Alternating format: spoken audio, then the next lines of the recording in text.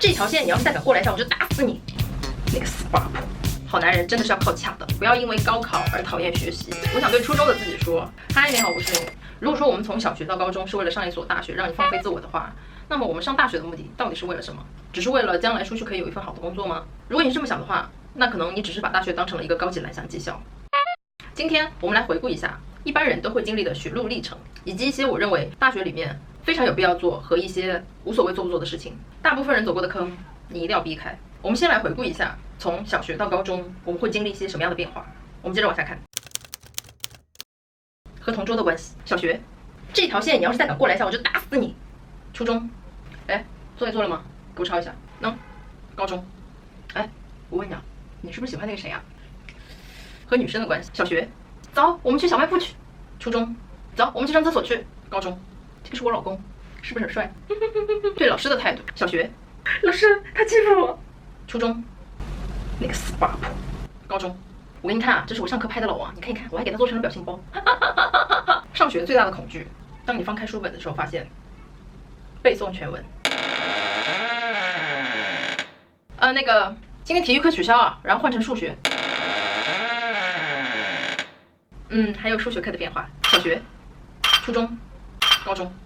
可是这些看似苦恼的事情，到了大学其实都不见了，因为到了大学，你不会有固定的同桌，你不会有非常非常亲密的好朋友，你不会有那个时刻督促你学习的老妈，以及那个分分钟打鸡血崩溃的老师。但是你会有，只要你出去就让你带东西的室友，只要下课了就基本找不到的老师，只要一收到基本会在1个礼拜内花完的生活费。自习室呢，总有人在学习；寝室总有人在玩游戏；楼下呢，总会有在等自己女朋友的男同学。而在大学的时候，你又会面临很多很多的焦虑，比方说要不要考研，去大城市工作还是回家工作。同学好像都可以拼爹，但是你只能靠自己，不太会处理人际关系。而我个人觉得有些事情是在大学里面非常有必要做的，而有一些事情是在大学里面不太需要做的。首先我来说一下我认为在大学里面可做可不做，甚至我觉得完全不需要做的事情。第一个就是学生会，这个地方充满了官僚气，会让你花费一些琐碎的事情干一些琐碎的事情，以及我认为基本上没有什么太大意义的人际交往。第二个，赚钱，我认为大学的时候不要太着急于去赚钱，打一些零工，或者是在暑假的时候去做一些暑假工。虽然说你可能能赚到一些零花钱，但是与其把这些时间花在赚这些零花钱上，不如去找一个你自己心仪的公司实习。那样的话，即使是工资很低，或者是没有工资，我觉得意义都要比去打工强。接下来我要讲很有必要做的事情。第一个就是恋爱。广大的女性朋友们，在大学的时候，只要你发现有好苗子，也就是半成品，就是这个男生比较喜欢你，然后比较上进，你一定要抓住机会，因为到了社会上，你会发现好男人真的是要靠抢的，有的时候可能是要流血的。而在大学里面的半成品呢，拿回来细心调教，他就是你的啦。而且在大学里面培养的感情相对来说比较干净，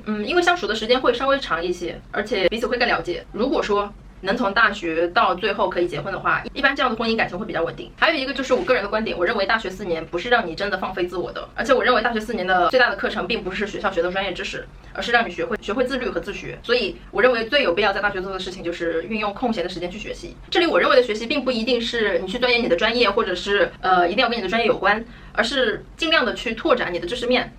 去了解这个世界，然后多学习一些专业外的知识，找到一个适合你自己的自学办法，提高你自己，并且让它成为一个你的习惯。其他知识，比方说文学也好，生物啊，然后政治啊、历史啊，这些所有的知识其实都是在锻炼你的思维方式以及你的认知水平。如果说你在整个大学期间，练就了一身这样的自学本领的话，将来你去到社会上，不管是去工作也好，或者是你自己创业也好，都一定会帮到你，而且你的思维方式一定不会老旧，你一定是一个与时俱进的人，所有的知识你都用得上，不用担心说你今天学这个东西有没有用。还有一个就是考驾照，如果你在高中的时候能考，那就高中的时候考；如果你在大学的时候，大学里面可以考，那就去大学考。因为如果说你去工作的话，你会发现以后你要付出的代价，去考驾照要付出的代价，时间、精力和金钱，一定是要比在大学里面多得多的。所以相信我，一定要在大学里面把驾照考掉。还有一个就是旅行，不管你是自己旅行也好，还是说跟其他人去旅行，不要跟团，一定要尝试自己去旅行，或者是跟朋友去旅行。然后不管你是穷游也好，还是富游也好，只要是你有时间能旅行，都去旅行，国内国外都可以。旅行能给你带来的不单单只是一些快乐吧，旅行能给你带来一些认知上的提升，还有一些就是心态上的。因为看过别人的生活和不同地方的风情以后，你会成为一个更丰富的人，你会成为一个更有趣的人。然后还有一个就是我觉得还蛮重要的，就是尽可能的多学一门外语。如果说你没有办法学英语以外的一个小语种的话，那就提升好你的英语口语，因为将来你会发现，可能你工作的时候，将来会需要接触到很多英文的报告啊，或者是一些英文的文章，或者说将来你出去旅行的时候，你是很需要用到英语的口语，自己能出去旅行跟手机上的那种翻译软件是完全不一样的体验。你如果说你口语好的话，其实是给你的生活更多的可能性，甚至我觉得将来你阅读的文章、你看的视频，还有一些甚至你可能玩的游戏，都有大量的英文。所以说英语一定是要好好学。如果说你有条件的话，能学一门小语种的话，那是更好了。最后呢，我还有一些建言，还没有去读大学的人，就是真的是要尽全力去考一所好的大学。更好的大学，你就能遇到更好的人，你就会有更好的环境，你会有更好的资源。反过来，这些环境、这些人，他会反过来影响你，让你去成为一个更好的人。还有一个就是我认为非常重要的，就是不要因为高考而讨厌学习，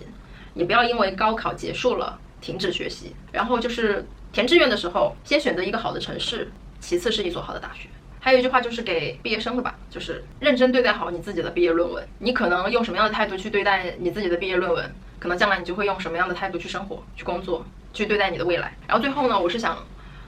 如果说我可以跟曾经的自己，比方说小学、初中、高中的自己说的话，我想对初中的自己说，当时爸爸要求你学的吉他，你应该坚持学下去。然后还有一句话是对高中的自己说，好好读书，然后不要放弃数学。以上就是我这一次的内容。喜欢我内容的话，记得关注一下我，投币、点赞和收藏。如果你也有话想要对当时高考之前的你，或者是上大学的时候的你，可以在评论下方留言。我们下次再见，拜拜。